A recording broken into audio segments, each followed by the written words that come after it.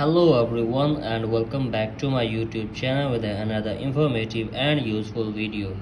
So guys, in this video I'm gonna be showing you how to fix iPhone lagging and glitching issue on your device after updating to the latest version of iOS 18. So guys, if you have updated your device to the latest version of iOS 18 and you are facing this issue of iPhone lagging and glitching, so guys, in this video I'll show you how can you fix this issue. So let's start our video without wasting any time. Our first step is to restart your iPhone. Sometime a simple restart can resolve many issues.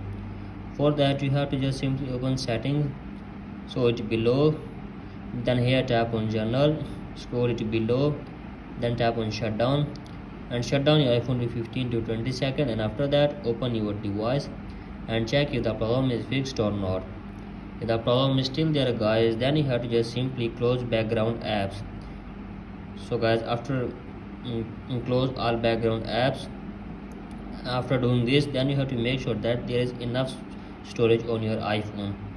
So guys, for that you have to just simply open settings, scroll down and then tap on general and then tap on here iPhone storage, and you have to make sure that there is enough storage of your iPhone.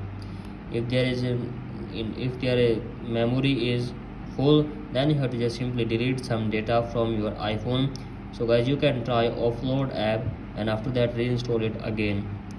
So guys, after doing this, then you have to just simply open again settings, so it below, then here locate for Safari and scroll it below, and from here guys simply tap on clear history and website data and also tap on close all tabs, and from here guys simply clear history.